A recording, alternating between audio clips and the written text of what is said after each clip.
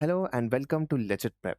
आशा करता हूँ कि अभी तक आपने पहली वीडियो देख ली होगी। अगर आप तक अभी ने नहीं देखी है तो आपको देख लेना चाहिए, बिकॉज अनलाइक अदर सीरीज जो हमारे चैनल पे है like synonym, antonym, word substitutions and all, ये सीरीज में कंटिन्यूटी बहुत ही इंपॉर्टेंट है। क्यों? क्योंकि यहाँ पे हम डायरेक्टली नॉर्मन लेविस की सीरीज को मतलब कि जो कर रहे हैं उनकी बुक को हमने उठाया है। उनकी बुक से मतलब कि हम एक ऑर्डर वाइज फॉलो कर रहे हैं, क्योंकि उन्होंने भी एक सर्टेन ऑर्डर प्रिस्क्राइब किया सोच समझ के। तो इसीलिए आपको भी वो ऑर्डर में मतलब कि चलना चाहिए। अगर आप उस ऑर्डर में चलोगे तो आपके पास ज़्यादा क्लैरिटी होगी, आपके लिए ज़्यादा ईज़ी होगा अंडरस्टैंड करना जो भी हम अभी डिस्कस करने वाले हैं एंड ऑल। इसलिए वर्ड पावर मेड ईज़ी की जो सीरीज़ है उसमें कंटिन्यूटी इंपॉर्टेंट है। तो आप पहले उस वीडियो को देखिए अगर अब तक अभी आपने नहीं देखा है, और उसके बाद फिर ये वीडियो पे क्लिक करिएगा। तो चलिए कंटिन्यू करते हैं।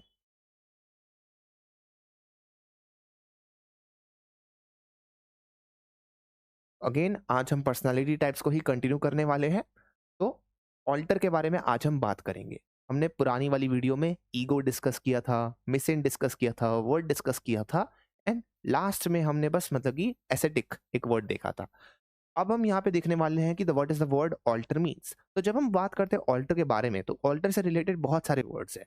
Alteration, alternative, alternate, altruistic, altruism, alter ego and altercation. ये सारे वर्ड्स जो है बहुत ही कॉमन है, यानी कि आपने कभी ना कभी तो इन वर्ड्स को सुना ही होगा। ऐसा नहीं है कि आपने ऑल्टरनेटिव्स नहीं सुना होगा, ऐसा नहीं है कि आपने ऑल्टरनेट नहीं सुना होगा कभी कभार अगर आपने साइंस की क्लास की है, या आपने ऑल्टर ईगो कभी कभार मान लो सुना होगा, या आपने सुना होगा ऑल्टरकेशन। सिमिलर अगर आप मान लो कोई क्राइम रिपोर्ट पढ़ रहे हो, या ऑल्टरेशन आपने सुना होगा। ये सारी चीजें जो है आए दिन हम सुनते रहते हैं। ये कहाँ से डराइव होती है? ऑल्टर से डराइव होती है। ऑल्टर का मतलब होता है अदर।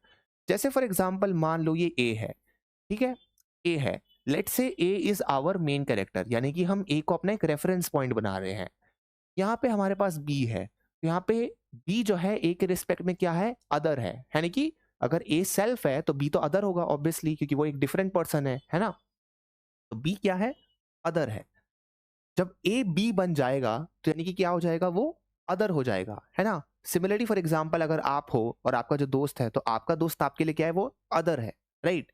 तो जब आप एक्ट करने लगते हो जिस तरह से आप नॉर्मली नहीं एक्ट करते हो, आप क्या कर रहे हो? आप किसी और की तरह एक्ट कर रहे हो, राइट। तो ऑल्टर अगेन, जब हम ऑल्टर के बारे में बात कर रहे हैं तो हम एक अदर के बारे में बात कर रहे हैं, यानी कि हम एक चेंज के बारे में बात कर रहे हैं। हम किसी दो चीजों के बारे में बात कर रहे हैं, जो चीज पहले जैसे थी और जो चीज अब बाद में जैसे हो गई, या फिर जो चीज पहले जैसे है, या जो चीज, दो चीजें जो हैं, mainly two elements are important. यानी कि दो चीजें एग्जिस्ट कर रही है तभी अदर का कॉन्सेप्ट आ रहा है। अदर का कोई अपने आप में इंडिपेंडेंट एग्जिस्टेंस तो है नहीं। कोई चीज जो है किसी और के रिस्पेक्ट में ही अदर हो सकती है ना। अगर मान लो सिर्फ दुनिया में एक ही चीज एग्जिस्ट करती है तो कभी कोई अदर हो सकता है? नहीं हो सकता, राइट। यानी कि कोई दो चीज एग्जिस्ट कर रही है तभी वो अदर हो रहा है, राइट। तो ये ऑल्टर में हमें समझना पड़ेगा। ये कॉन्सेप्ट थोड़ा लग रहा होगा कि चलो ठीक है भाई, कॉम्प्लिकेटेड है, लेकिन it is extremely important. Because जो भी हम यहाँ पे वर्ड्स अभी देखने वाले हैं आगे जाके, उन सब में हम ये चीज को नोटिस करेंगे। Let's start, let's apply these concept to the words that follow. पहला आता है alteration. Alteration mean simply change करना। जैसे फॉर एग्जाम्पल ये एक फैब्रिक है ना। एक फैब्रिक है। अभी तो आप मॉल्स में जाओगे, शॉपिंग्स मॉल में जाओगे, कहीं भी जाओगे एंड ऑल, तो आपको रेडीमेड मतलब कि क्लोथ्स मिल जाएंगे एंड ऑल। कोई भी कंपनी का जो आप पिकअप करते हो, आपकी मर्जी है। आपके पास बहुत सारी वैरायटी है, बहुत सारे ऑप्शंस हैं एंड ऑल। आजकल कोई कमी नहीं है ऑप्शंस की, है ना। डिमांड ज़्यादा है तो सप्लाई भी ज़्यादा है, इसलिए आप कोई भी चूज कर सकते हो। और बहुत ही कम लोग जो जाते हैं वो कस्टम मेड अपना बनवाते हैं। बट कुछ कुछ ऐसी चीजें होती हैं जो नॉर्मली आप जाके लाइक नहीं मतलब ले सकते हो। फॉर एग्जाम्पल मान लो आप किसी कन्वेंशन पार्टी में जा रहे हो और आपको एक बड़ा सर्टेन टाइप का ड्रेस चाहिए। तो ऐसा नहीं है कि आपको लाइक वो ड्रेस जो है इजीली मिल जाएगा। हो सकता है कि आपको किसी टेलर के पास जाना पड़े, हो सकता है आपको किसी क्लोथ डिजाइनर के पास जाना पड़े और उसे बोलना पड़े कि अरे यार मेरे को ना इस तरह का चाहिए एंड ऑल। तो आप पहले वहाँ पे क्या करोगे? आप वहाँ पे कपड़ा चूज़ करोगे कि ये कपड़ा जो है इसकी क्वालिटी मेरे को अच्छा लग रहा है। यार ये अच्छा है, मतलब कि कब कितना चलेगा, लॉन्ग लास्टिंग है, कितना थिन है, कितना फ्लेक्सिबल है, and so on and on. आप ये देखोगे और उसके अकॉर्डिंग वो डिज़ाइनर जो है आपको मेज़र करेगा और फिर वो फाइनली बोलेगा कि चलो ठीक है, मैं इसका आपके लिए प्रोडक्ट बना दूँगा। यानी कि वहाँ पे वो क्या कर रहा है, वो कपड़ा जो है अब मॉडिफ़ाई होगा। वो कपड़ा क्या है, अब वो चेंज होगा। उस कपड़े को काटेंगे, सीलेंगे and so on and on करेंगे, और तब जाके ये फिनिश प्रोडक्ट बनेगा जो कि आफ्टर में आपको दिख रहा है ना? अब ये जो कपड़ा है, कपड़ा तो कपड़ा ही है, लेकिन at the end of the day यहाँ पे क्या हुआ है? यहाँ पे एक ऑल्टरेशन हुआ है। ओरिजिनली बस एक कपड़ा था जिसमें कुछ भी नहीं लगा था। उसके बाद में उसे काटा गया, एक सर्टेन शेप में डाला गया और फिर यहाँ पे डिजाइनिंग की गई एंड डाइंग की गई। तो यहाँ पे क्या हुआ? एक ऑल्टरेशन हो गया इस चीज का, यहाँ पे एक चेंज लाया गया, बदलाव लाया गया, है ना? यानी कि ये एक अदर बन गया अब ये इसके रिस्पेक्ट में, यानी कि एक चेंज हो गया यहाँ पे। तो इसका सिनोनिम क्या हो सकता है? डिफरेंस। ऑल्टरेशन से डिफरेंस हो रहा है, अगर डिफरेंस नहीं होगा तब तो वो सेम ही चीज हो गई। मॉडिफिकेशन हो रहा है, जैसे कि हम देख रहे हैं यहाँ पे मॉडिफाई हो रहा है कपड़ा। एंटोनिम क्या हो सकता है? अब मान लो किसी चीज में डिफरेंस नहीं हो रहा है, किसी चीज में मॉडिफिकेशन नहीं हो रहा है, बदलाव नहीं हो रहा है, चेंज नहीं हो रहा है, यानी कि वो चीज कांस्टेंट है, उस चीज में चेंज नहीं हो रहा है, वो चेंजलेस है, यानी कि वो फिक्स्ड है, यानी कि वहां पे फिक्सेशन है। स्टेबलाइजेशन है, वो स्टेबल है, वो इनस्टेबल नहीं है ना? तो वहां पे फिक्सेशन एंड स्टेबलाइजेशन इसका इसलिए उल्टा हो जाता है। उसके बाद आता है हमारे पास ऑल्टरनेटिव। ना ऑल्टरनेटिव क्या हो गया? फॉर एग्जांपल आप मान लो एंट्रेंस एग्जाम में देने जा रहे हो, एंट्रेंस एग्जाम आप देने जाओगे, जब भी आप प्रिपेयर कर रहे हो, मान लो जामिया, एएमयू, किसी के लिए भी प्रिपेयर कर रहे हो, एमएचसीटी, इन सब के लिए, तो आप जाओगे वहां पे देने। 4 ऑप्शंस होंगे, 5 ऑप्शंस होंगे, and all depending on the exams. कुछ कुछ में 5 भी होते हैं, जनरली 4 ही होते हैं। तो आप वहां पे क्या करोगे? ऐसा तो है नहीं कि सारा क्लिक कर दोगे। सारा क्लिक कर दोगे अगर आप, तो ऑब्वियसली बात है भाई, ओएमआर इनवैलिड हो जाएगा और आप नहीं जी पा मतलब कि वो जो अचीव करना चाहते हो वो नहीं कर पाओगे एंड ऑल। फिर आपको लगेगा अरे यार ये कैसे हो गया? बट वहां पे दिक्कत क्या हुई? दिक्कत ये है कि आपने सबको टिक कर दिया, सबको नहीं टिक करना था, आपके पास चॉइस था। चॉइस एग्जिस्ट करते हैं बिकॉज आपको उसमें चूज करना है, बिकॉज आपको वहां पे अपना फ्री विल एक्सरसाइज करना है, अपना डिसीजन लेना है। तो यहाँ पे अगर ऑप्शन ए है, बी है, सी है, डी है, तो आप कोई भी करेक्ट करोगे, एक करेक्ट होगा। अब हो सकता है आपको पता हो करेक्ट आंसर, नहीं पता हो, लेकिन जो भी है आप एक ऑप्शन को चूज करोगे और वो आपका क्या होगा? चॉइस होगा, यानी कि आपके पास ऑल्टरनेटिव्स है। ऑल्टरनेटिव्स का मतलब क्या है? ऑप्शंस है। फॉर एग्जांपल किसी कंट्री है, वो कंट्री के पास 2 ऑप्शंस है, वो कंट्री बहुत ही बड़े इकोनॉमिक क्राइसिस में है कि या तो वो फॉरेन गवर्नमेंट से लोन ले ले, या तो वो अपने रिजर्व्स को मतलब कि और टैक्स बढ़ा ले एंड ऑल, अपने रिजर्व्स को बढ़ाने के लिए। तो 2 ऑप्शंस है उनके पास, है ना? एक सर्टेन प्रॉब्लम को, उनमें से किसी एक को वो चूज करेंगे। लेकिन मान लो उनके पास एक ही ऑप्शन हो, उनके पास और कोई ऑप्शन ही नहीं है, उनके पास मतलब इतना टैक्स बढ़ाने की कैपेसिटी भी नहीं है अब। तो उनके पास एक ही ऑप्शन रहा, और जब एक ही ऑप्शन रहा तो यहाँ पे ऑप्शन ही क्या रहा, वो चॉइस ही क्या रही, तब तो वो करना ही पड़ेगा ना। जब आपको पता ही है कि फॉर एग्जाम्पल कि आप इतने भूखे हो, तो आपको मतलब खाना ही पड़ेगा, आपके पास ऑप्शन थोड़ी ना कि आप सोचोगे अरे यार मेरे को कुछ और खाना था। आप खाओगे क्योंकि आपको खाना पड़ेगा। तो यानी कि वहां पे क्या है? कंपल्जन है। तो इसीलिए हम ऑल्टरनेटिव्स का उल्टा क्या होता है? जब आपके पास चॉइस नहीं है, यानी कि आपकी ड्यूटी है वो चीज, ऑब्लिगेशन है वो चीज, यहाँ पे ड्यूटी एंड ऑब्लिगेशन हो गया। और उसी चीज का मतलब कि सिनोनिम क्या हो गया? Choice, discretion. क्योंकि डिस्क्रिशन आप कहाँ पे एक्सरसाइज करते हो? अगेन जहाँ पे आपके पास चॉइस है। फॉर एग्जाम्पल एक जज है, वो किसी भी ऑर्डर को ले रहा है, तो उसके पास ऑप्शन है कि यार यार वो लीनियंट पनिशमेंट दे, वो स्ट्रिक्ट पनिशमेंट दे। वो देखेगा, अपना जुडिशियस माइंड लगाएगा, रीजनिंग लगाएगा, इम्पार्शियल होगा, और उसके बाद यहाँ पे वो ऑल्टरनेटिव को चूज करेगा जो भी बेस्ट होगा जस्टिस के इंटरेस्ट में। फिर आता है हमारे पास ऑल्टरनेट। ऑल्टरनेट यानी कि to take one skip one. For example आपने पढ़ा होगा साइंस की क्लास में कि डीसी करंट होता है, एक एसी करंट होता है एंड ऑल, है ना? यानी कि एक डायरेक्ट करंट होता है, एक ऑल्टरनेट करंट होता है। तो जब हम ऑल्टरनेट के बारे में बात करते हैं ना, तो ऑल्टरनेट जैसे फॉर एग्जांपल आपने कभी कभार देखा होगा, अगर आप रीजनिंग के क्वेश्चन सॉल्व करोगे तो ऐसे होता है। जैसे मान लो ये ए है, ये डैश है, ये सी है, ये डैश है, ये ई है, ये डैश है, ये जी है। ठीक है? अब इसमें बोलते हैं कि एक सर्टेन नंबर है, एक कोई भी सर्टेन चीज है जिसको आपको बोला गया है ढूंढने के लिए, और आपको इसमें ढूंढना है। तो यहाँ पे जो भी मतलब, जैसे फॉर एग्जांपल मान लो 1 है, फिर 2 है, ठीक है, फिर 3 है, और फिर क्वेश्चन मार्क है। तो यहाँ पे पहली बात तो क्वेश्चन मार्क आप आराम से सॉल्व कर लोगे कि चलो ठीक है भाई 4 ही है, क्योंकि 1 2 3 4 हो गया यहाँ पे। लेकिन ये जो इनकी पोजीशंस है कैसी है? ऑल्टरनेटिंग पोजीशंस है ना। ऐसा तो है नहीं डायरेक्टली 1 के बाद जो है मतलब 2 आ रहा है, नो। 1 के बाद पहले बी आ रहा है ना? 1 के बाद पहले बी आ रहा है, 1 के बाद पहले बी आ रहा है, उसके बाद हमें दिख रहा है कि 2 आ रहा है, उसके बाद हमें दिख रहा है कि बाकी ऑप्शंस आ रहे हैं। यानी कि जो भी ये नंबर्स है, इनकी जो पोजीशन है, ये नंबर्स एक दूसरे के रिस्पेक्ट में ऑल्टरनेट है। ये डायरेक्टली एक के बाद एक नहीं आ रहे। सिमिलरली अगर हम अल्फाबेट्स को भी देखें, तो अल्फाबेट्स भी एक के बाद एक नहीं आ रहे हैं, एक सर्टेन गैप इनके बिटवीन। अल्फाबेट्स के बिटवीन नंबर है, नंबर्स के बिटवीन अल्फाबेट है, यानी कि ये ऑल्टरनेट करके आ रहे हैं, स्किप करके आ रहे हैं, है ना? ये बारी बारी से आ रहे हैं एक दूसरे से, तो हम वहां पे बोलते हैं वर्ड ऑल्टरनेट बेसिकली। तो ऑल्टरनेट का सिनोनिम्स क्या होता है? जैसे इंटरलेस करना, इंटरस्पर्स करना। अब इंटरलेस फिगरेटिव भी हो सकता है, लिटरल भी हो सकता है। जैसे फॉर एग्जांपल अगर हम बात करते हैं इंटरलेस, लेट्स से लिटरल के बारे में तो क्या हो गया, किसी भी चीज को क्लोजली वीव करना, या जैसे फॉर एग्जांपल ये दोनों हाथ है, मैंने इन दोनों को ऐसे कर दिया, यानी कि मैंने क्या कर दिया, इंटरलेस कर दिया। My fingers are interlace with each other right now.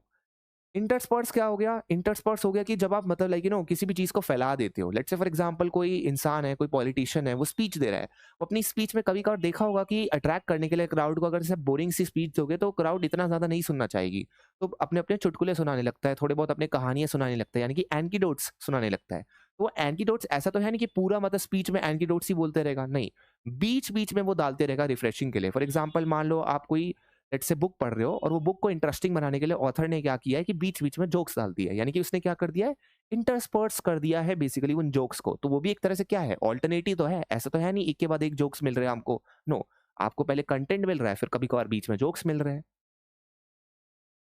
फिर आता है हमारे पास एल्ट्रुइस्टिक। एल्ट्रुइस्टिक का मतलब क्या है, एक ऐसा पर्सन बेसिकली जो कि इंटरेस्टेड है दूसरों के वेलफेयर में, ठीक है? एल्ट्रुइस्टिक मतलब जो दूसरों के वेलफेयर में कंसर्न्ड है। देखो, स्टिक जो अपने आप में वर्ड है ना, स्टिक, वो जनरली रेफर करता है, ये जो है स्टिक, प्रैक्टिस को, किसी भी चीज की प्रैक्टिस करना, या एक सर्टेन कैरेक्टरिस्टिक होना, एक सर्टेन कैरेक्टरिस्टिक होना, वहां पे वर्ड यूज किया जाता है स्टिक। तो एल्ट्रुइस्टिक, एल्ट्रुइस्टिक यहाँ पे जो लिखा है, यानी कि he is interested in the welfare of other, he has a practice, he has a policy of caring for welfare of others. तो इसका सिनोनिम क्या हो सकता है, बेनेवोलेंट, बेनिफिशिएंट। नाउ देखो, benevolent and beneficent, these are two separate terms, not that much different, but there is a degree of difference. जैसे benevolent क्या होता है कि ऐसा इंसान है जिसके बहुत ही अच्छे इंटेंशंस है, गुड इंटेंशंस है, वो चाहता है कि पूरी दुनिया जो है लेकिन वो एकदम खुशी से रहे, हार्मनी में रहे, पीस में रहे, और लोगों के साथ एकदम काइंडनेस से बिहेवियर, मतलब कि उसका काइंड कंडक्ट है। अब बेनिफिसेंट क्या होता है, एक स्ट्रॉन्गर डिग्री का होता है, यानी कि बेनिफिसेंट मतलब वो पर्सन सिर्फ इंटेंट नहीं कर रहा है, वो सिर्फ दिमाग में नहीं सोच रहा है कि मैं काइंड हूँ या दूसरों की तरफ काइंड होना चाहिए, वो एक्चुअली में अपने एक्शन से दर्शा रहा है। फॉर एग्जांपल मान लो वो चैरिटी कर रहा है, वो नीडी लोगों की हेल्प कर रहा है, वो हर संडे जाता है एंड ऑल, और लोगों को मतलब कि लाइक जो भी डेस्टिट्यूट्स हैं उनको लाइक सेफ्टी के लिए ना ब्लैंकेट्स देता है। जैसे फॉर एग्जांपल अभी विंटर चल रहा है एंड ऑल, फॉर एग्जांपल तो उनको हेल्प देता है एंड ऑल, वार्म ब्लैंकेट्स देता है। तो यानी कि वो एक बेनिफिसेंट है, वो सिर्फ इंटेंट नहीं है उसका, वो एक्शंस में दिखा रहा है वो उस चीज को। एंटोनिम इसका क्या हो गया, सेल्फ इंडल्जेंट, यानी कि जो सिर्फ अपने से कंसर्न है। सेल्फ इंडल्जेंट इसीलिए वर्ड यूज किया गया है, सेल्फ इंडल्जेंट, अपने में ही इंडल्ज कर रहा है, अपने को ही बस इंगेज कर रहा है, वो अपने ही इंटरेस्ट से बस कंसर्न है। वो सेल्फ सीकिंग, जो अपना इंटरेस्ट को बस सीख कर रहा है, अपने इंटरेस्ट को देख रहा है कि यार मेरे को मिल रहा है जो मेरे को चाहिए या नहीं मिल रहा है। फिर आता है हमारे पास ऑल्ट्रुइज्म। ऑल्ट्रुइज्म, तो फिर ऑल्ट्रुइज्म क्या है, basically the philosophy of putting another's welfare above one's own. यानी कि ये भी ऑल्ट्रुइस्टिक से ही रिलेटेड है, बस उस चीज का ये फिलॉसफी है। ऑल्ट्रुइज्म, इज्म लगा गया है। अगर आप ये वर्ड इज्म देखोगे ना, तो द वर्ड इज्म जो है अपने आप में ये आपको हर जगह मिलेगा जब भी किसी पार्टिकुलर आइडियोलॉजी के बारे में आप बात करते हो। जैसे फॉर एग्जाम्पल मान लो सोशलिज्म, या फेमिनिज्म, या मान लो यूटिलिटेरियनिज्म, या ईगोइज्म, मार्क्सिज्म, लिबरलिज्म। ये सारे जो ऑप्शंस आप देख रहे हो इज्म जहां पे लगा हुआ है, पहली बात तो देखो इज्म अपने आप में एक्सक्लूसिविटी एक ग्रांट करता है, यानी कि जहां जैसे ही मैंने इज्म यूज कर दिया ना, इसका मतलब ये है कि मैं ऑलरेडी एक डेफिनेट मार्क कर रहा हूँ कि यही आइडियोलॉजी जो है पहली बात तो सुपीरियर है थोड़ी बहुत, मैं उस चीज को इनहेरेंट मान रहा हूँ, तभी मैं वर्ड इज्म यूज कर रहा हूँ। तो इज्म का मतलब ये है एक सर्टेन लेवल ऑफ नैरोनेस लगाना किसी भी चीज पे। वो अच्छी बात है नहीं बात है वो अलग बात है, बट इसका मतलब ये है।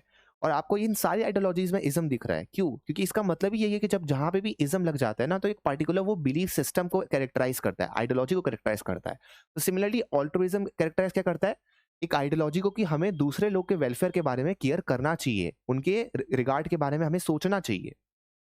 तो इसका सिनोनिम क्या हो गया, चैरिटी, क्लेमेंसी। क्लेमेंसी मतलब क्या हो गया, मर्सी। क्लेमेंसी और मर्सी मतलब going hand in hand. Mercy यानी कि मतलब दया दिखाना एंड ऑल। एंड एंटोनिम इसका क्या हो गया, ईगोइज्म हो गया, अपने बारे में सिर्फ केयर करना, सेल्फिशनेस, है ना।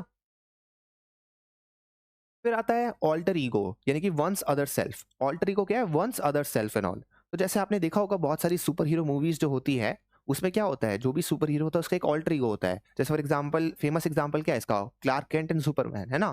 क्लार्क केंट जो है मतलब कि हमेशा क्या करता है, लेकिन वो एक डेली रिपोर्टर है, वो है ना, डेली प्लेनेट पे वो रिपोर्टर है, वो अपना चश्मा लगाए हुए रहता है, कोई उसे रिकॉग्नाइज नहीं करता, जैसे ही वो चश्मा निकाल देता है वो सुपरमैन बन जाता है, और अगेन उसे कोई रिकॉग्नाइज नहीं करता।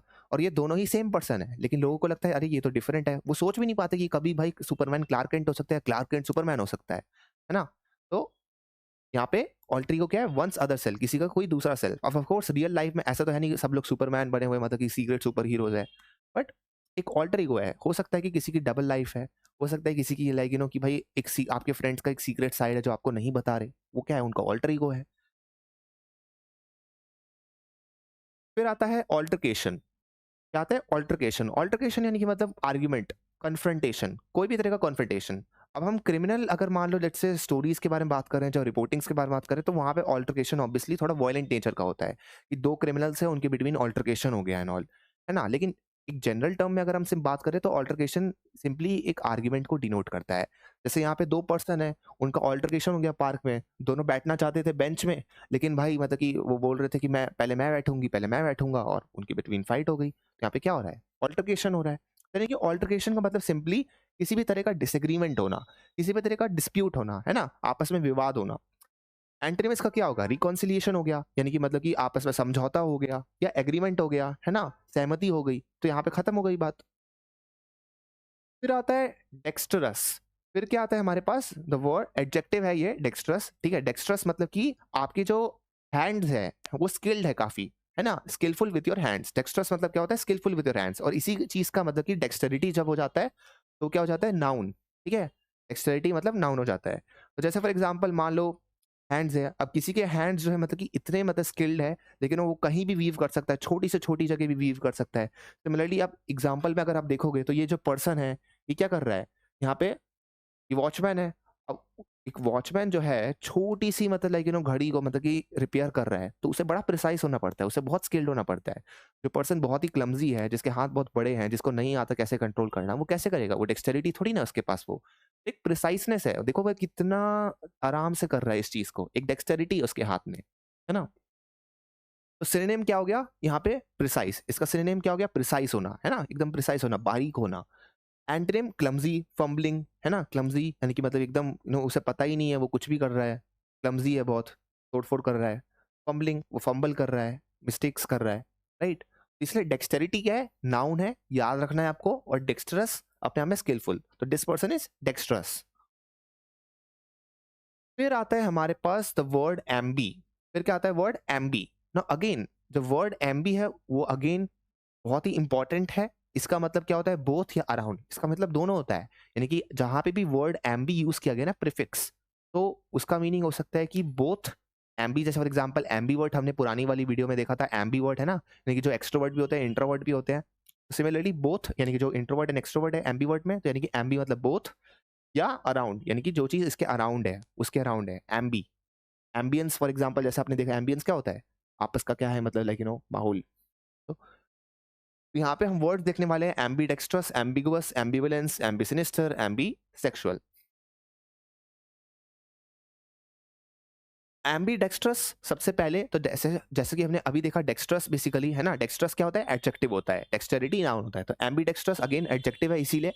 और एम्बी डेक्स्ट्रस क्या होगा, जब डेक्स्ट्रस हमें ऑलरेडी पता है कि उसका मतलब है लाइक स्किल्ड होना हैंड से, तो यानी कि एम्बी प्लस डेक्स्ट्रस यानी कि बोथ हैंड स्किल्ड है उसके, तो यानी कि a person who is able to use both hands with equal skill. तो यहाँ पे एक पर्सन है वो दोनों हाथों से लिख रहा है, लेफ्ट से भी लिख रहा है, राइट से भी लिख रहा है, क्योंकि वो दोनों मतलब हाथों से स्किल्ड है। तो ऐसे बहुत रेयर लोग होते हैं, क्योंकि ऑब्वियस सी बात है दिस इज वेरी मतलब गिफ्ट, लेकिन ऐसा नहीं है कि किसी को भी मिल जाता है, रेयर गिफ्ट है। तो एम्बीडेक्स्ट्रस हम उन पर्सन्स को बोलते हैं।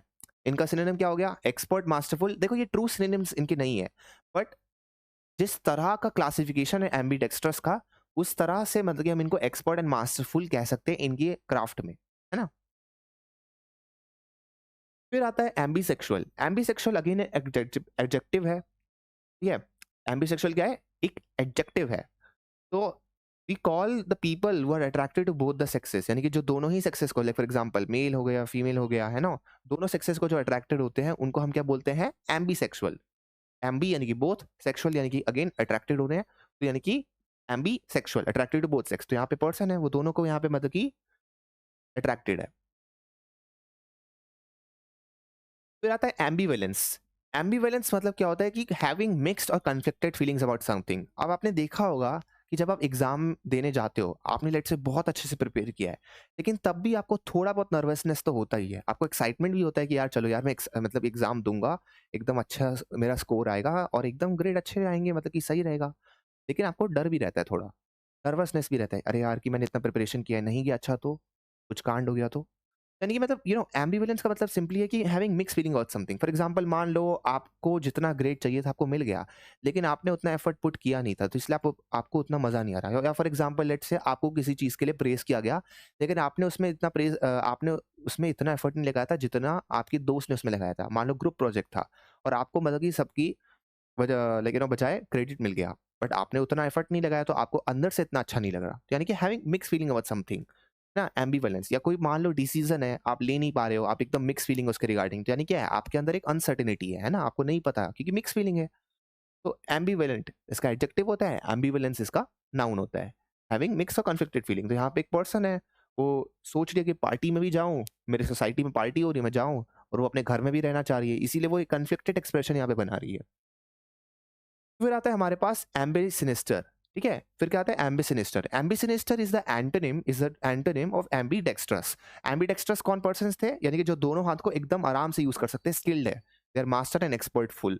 तो एम्बी सिनिस्टर वो पर्सन है जो दोनों में यूज नहीं कर सकते, एकदम क्लमजी है, मतलब कि है ना, वो दोनों हाथ नहीं यूज कर सकते, कोशिश कर रहे हैं और क्या हो रहा है, डिजास्टर हो रहा है, क्योंकि ऑब्वियसली वो यूज ही नहीं कर सकते, वो स्किल्ड ही नहीं है इतने, और फिर भी वो कोशिश कर रहे हैं तो क्या होगा, एक डिजास्टर ही होगा ना। तो क्लमजी और अनस्किल्ड विद बोथ हैंड्स, यानी कि वो दोनों ही हाथ से मतलब एकदम क्लमजी है, इनको एकदम worst end of the stick मिला हुआ है, तो इनको हम क्या बोलते हैं, एम्बी सिनिस्टर। यहाँ पे एक पर्सन है, वो दोनों ही हाथों से एकदम क्लमजी है, तो उसने पूरा अपना डेस्क को तबाह कर दिया है। इसका एंटोनिम क्या हो गया, एम्बी डेक्स्ट्रस। फिर आता है हमारे पास एम्बिगुअस। एम्बिगुअस मतलब क्या होता है कि something that is open to more than one interpretation. Ambiguous मतलब अनसर्टेन, कोई भी चीज अगर अनसर्टेन होगी, आपको उसके बारे में क्लैरिटी नहीं है, तो ऑब्वियस सी बात है आप ज्यादा इंटरप्रिटेशन उसके निकालोगे ना। इसीलिए आप देखते हो कि जब भी लॉ बनता है तो उसमें एम्फेसाइज किया जाता है कि law must be certain, because अगर लॉ सर्टेन नहीं होगा तो भाई कोई पार्टी कुछ और बोलेगी, दूसरी पार्टी कुछ और बोलेगी, और केसेस बढ़ेंगे और अगेन कोर्ट का बर्डन बढ़ेगा। तो एम्बिग्विटी इसीलिए मतलब कि नहीं होनी चाहिए, है ना। एम्बिग्विटी क्या होती नहीं होनी चाहिए, है ना। तो एम्बिगुअस मतलब क्या होता है, यहाँ पे एम्बिगुअस एडजेक्टिव है, पहली बात आपको ये याद रखना है। Open to more than one interpretation, तो यहाँ पे एक अनसर्टेनिटी है, इक्वोकल है अगेन, है ना, अनक्लियर है, इक्वोकल है, अनसर्टेनिटी है। इसी चीज का उल्टा क्या हो सकता है, जहाँ पे सर्टेनिटी है, जहाँ पे क्लैरिटी है, जहाँ पे कोजेंसी है, जहाँ पे एकदम लूसिडनेस है, तो लूसिड कोजेंट, ये इसका क्या हो गया, उल्टा हो गया, क्योंकि यहाँ पे एकदम अच्छी क्लैरिटी है, आपको यहाँ पे कोई दिक्कत ही नहीं है। फिर आता है सिनिस्टर। फिर क्या आता है, वर्ड सिनिस्टर। तो जो वर्ड सिनिस्टर है अपने आप में, इसका मतलब होता है बीइंग और showing a sign of evil और कैलामिटी टू कम। देखो सिनिस्टर हम सबने सुना है, ऑब्वियस सी बात है ना। कोई भी आपने अगर बुक पढ़ा होगा या मूवी देखी होगी आपने स्पेसिफिकली, तो उसमें बोलते हैं यार this is very sinister, I have a very लेकिन सिनिस्टर फीलिंग है एक। तो सिनिस्टर मतलब क्या है, आपको देखते ही पता चल रहा है कि यार कुछ गलत होने वाला है, कुछ बुरा होने वाला है, कुछ ईविल होने वाला है, कुछ विकेड होने वाला है। यहाँ पे आपको दिख रहा है क्रीचर, है ना, एक अंडरवर्ल्ड का क्रीचर दिख रहा है। सिनिस्टर आपको एक फीलिंग आ रही है इसको देखते ही कि यार ये ऑब्वियसली मतलब कोई बेनिफिट देने तो आया नहीं है, ऐसा तो है नहीं भाई किसी का बेनिफिट करने वाला ही, एकदम सिनिस्टर फीलिंग है। देखते ही पता चल रहा है कुछ ना कुछ मतलब कि मतलब गलत होने वाला है, ओमेन आपको इल ओमेन हो रहा है। यानी कि सिनोनिम क्या हो गया, ओमनस, है ना, ओमनस, इल ओमेन ओमनस, डेंजरस, डेंजरस है, ऑब्वियस ही बात है, तभी तो आपको ऐसा लग रहा है। एंटोनिम क्या हो गया, बेनाइन। बेनाइन मतलब क्या होता है, काइंड, है ना, बेनाइन मतलब काइंड होते हैं, मतलब कि गुड, गुड फीलिंग आ रही है यहाँ पे। इनोक्वस, इनोक्वस मतलब क्या हो गया, अगेन इनोसेंट। इनोक्वस मतलब सिंपली होता है इनोसेंट, यानी कि इनोसेंट है, यानी कि मतलब इससे थोड़ी ना मतलब कि कोई भी बुरी फीलिंग आएगी, इससे थोड़ी ना कोई सिनिस्टर फीलिंग आएगी। सिनिस्टर फीलिंग तो उसी से आएगी जिससे विकेडनेस है, और इनोसेंट तो उसका उल्टा होता है। फिर आता है हमारे पास गॉश। फिर क्या आता है, गॉश। गॉश का मतलब क्या होता है, awkward when dealing with people and often saying और डूइंग द रॉन्ग थिंग। यानी कि एक ऐसा पर्सन जो बहुत ही सोशली ऑकवर्ड रहता है, उसे पता ही नहीं कि किस सिचुएशन में क्या बोलना है। मान लो एकदम सीरियस माहौल चल रहा है, किसी की मौत हो गई है, और वो अचानक से जोक बनाने लगता है, ऑब्वियस सी बात है this is not an appropriate time, this is very inappropriate to do so. लेकिन वो सोशली ऑकवर्ड है, तो वो मतलब कि लाइटन अप करने के लिए कुछ भी अपने डिफेंस मैकेनिज्म को रिसोर्ट करता है। यानी कि क्या है, वो गॉश है, ठीक है, वो गॉश है। और इसी चीज का जब मतलब कि हम नाउन देखते हैं तो क्या हो जाता है, गॉशरी। क्या हो जाता है, गॉशरी। तो यहाँ पे आप पर्सन देखो, इसको रेस्टोरेंट में लाया गया है, इसको आदत ही नहीं है इतने मतलब कि बड़े रेस्टोरेंट में बैठने की, तो इसलिए ये गिर गया, है ना? ये गिर गया, ये सब ग्लास स्पिल कर दिया इसने और पूरी पार्टी जो है यहाँ पे रुइन हो गई क्योंकि वो बिलीव ही नहीं कर पाया कि कोई ऐसा कर सकता है। तो यहाँ पे this person is a gosh. Now synonym क्या हो गया इसका? ऑकवर्ड या क्लमजी, है ना? ऑकवर्ड या क्लमजी। क्लमजी क्यों? बिकॉज क्लमजी भी वही पर्सन होते हैं जो एकदम फंबल कर लेते हैं, है ना? जिनको पता नहीं है, जिनके हाथ में स्किल्स नहीं है इतनी। एंटोनिम ग्रेसफुल, जो भी एकदम ग्रेसफुल है, जो एकदम ग्रेस के साथ रिफाइनमेंट के साथ सब कुछ काम करते हैं। या सुवेव, देखो सुवेव आपको लग रहा होगा कि एक मॉडर्न वर्ड है, बट ऐसा नहीं है। सुवेव एक ओल्डर वर्ड ही है, ठीक है? लैटिन से ही आता है और ये 17th सेंचुरी में थोड़ा ज़्यादा पॉपुलराइज हो गया था। बस अभी हमने थोड़ा मॉडर्न स्लैंग इस पे ज़्यादा लगा दिया है कि लाइक फॉर एग्जांपल अगर हम किसी पर्सन को स्लिक बोलते हैं, तो उसको भी सुवेव बोलने लगते हैं। लेकिन स्वेव अपने आप में एक प्रॉपर टर्म है जो बहुत सालों से चलते आ रहा है, सेंचुरी से चलते आ रहा है। तो स्वेव का मतलब ही वही होता है किसी भी चीज़ को एकदम रिफाइन होके करना। Like for example suave gentleman, अगर आप विक्टोरियन नॉवेल्स में देखोगे तो लिखा होता है। फिर आता है हमारे पास एड्रोइट। फिर क्या आता है? एड्रोइट। एड्रोइट मतलब कि अकॉम्प्लिश विद ट्रेन एबिलिटी, यानी कि एक ऐसा पर्सन जिसके पास बहुत ही अच्छी ट्रेनिंग है, बहुत ही अच्छे मतलब कोई भी काम वो करता है ना तो एकदम एफिशिएंटली करता है क्योंकि वो एकदम प्रॉपर्ली उसमें एक्सपर्ट है, उसे पता है उसे कैसे करना है। कोई मैकेनिक है, आप उसके सामने गाड़ी ले जाओगे वो एकदम अच्छे से ठीक कर देगा। यहीं पे कोई पर्सन है उसको बस जुगाड़ आता है तो वो अच्छे से ठीक नहीं करेगा ना। तो यानी कि जो पर्सन एकदम स्किल्ड है, मैकेनिक्स उसने सीखी हुई है, तो वो क्या है? एक एड्रोइट है वहाँ पे। तो एड्रॉइडनेस नाउन होता है। एड्रॉइडनेस क्या होता है? नाउन होता है। एड्रॉइड एडजेक्टिव होता है यहाँ पे हमारा। एड्रॉइडनेस का मतलब ही यही है कि the property of being Android, the property of being Android. तो सिनोनिम क्या हो गया? आर्टफुल हो गया इसका। देखो आर्टफुल जो है अपने आप में, लेकिन ना हमें ध्यान रखना है कि आर्टफुल पॉजिटिव भी हो सकता है, नेगेटिव भी हो सकता है। आर्टफुल जैसे फॉर एग्जांपल अगर मान लो मैंने बोला कि ओ यू आर वेरी आर्टफुल, यानी कि मतलब तुम बहुत अच्छा चालाक हो। लेकिन मैंने बोला कि ही आर्टफुली डॉज द क्वेश्चन, मैंने यहाँ पे क्या डाला? एक नेगेटिव कोनोटेशन डाला। मैंने बोला ही आर्टफुली डॉज द क्वेश्चन, यानी कि उसने एकदम खुरापात से मतलब कि लगाया, दिमाग लगाया, शैतानी लगाई और उसने डॉज कर दिया क्वेश्चन को। आर्टफुल। कनिंगनेस, जैसे हम कनिंग जब वर्ड यूज करते हैं तो of course we are implying कि पर्सन जो है मतलब कि उसके पास दिमाग है, लेकिन we are not saying it in a positive sense ना। Similarly bravura. ब्रावुरा क्या है बेसिकली? लेकिन जब अपने स्किल्स को दिखाने के लिए आप एकदम चाहते हो कि बाकी लोग इंप्रेस हो आपकी स्किल से, मतलब आपके पास एक्सपर्टीज है लेकिन आपका मेन फोकस क्या है कि बाकी लोग उससे इंप्रेस हो। ब्रावुरा। बोलने से आपकी मतलब कि एक सर्टेन कंडक्ट में, तो वहां पे वर्ड यूज करते हैं ब्रावुरा। तो ये भी इसका सिनोनिम हो सकता है। इसका एंटोनिम क्या हो गया? अनप्रोफेशनल। आपको आता ही नहीं, आपके पास वो जो प्रोफेशनल आपकी रिक्वायरमेंट है, आपको जो मीट करना है, जो आपको आना चाहिए मतलब प्रोफेशनल रिक्वायरमेंट, वो आप नहीं फुलफिल कर पा रहे हो, तो आप क्या हो? एक अनप्रोफेशनल हो। सिमिलरली अनस्किल्ड, अनस्किल्ड या अनस्किलफुल, है ना? यानी कि आपके पास स्किल ही नहीं है, तो अगेन आप क्या हो? एड्रॉइड नहीं हो, आप उल्टे हो उसके।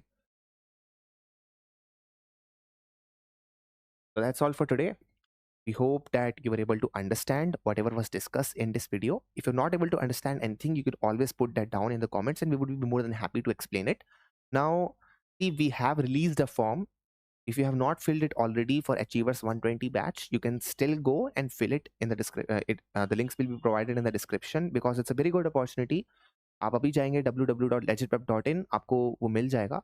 देखो ऐसी अपॉर्चुनिटी मिस नहीं करनी चाहिए बिकॉज अगेन 120 फ्री सीट्स हैं और आप ही का फ़ायदा है। अगर आप सीरियस हो किसी भी एंट्रेंस के लिए प्रिपेयर कर रहे हो, एएमयू, जामिया या लेट्स से एमएचसीईटी या कोई भी मतलब like CUET, LLB and other law entrance exams या इवन बीए के लिए प्रिपेयर कर रहे हो, लाइक पॉलिटिकल साइंस के लिए, तो हम कराते हैं उन सबकी प्रिपरेशन और जैसे कि आप देख रहे हो चैनल्स में आपको different different strategy videos and चीज़ें मिल जाएंगी, जैसा आपको कन्वीनियंस लगे और फिर आप खुद जज कर सकते हो। That's all.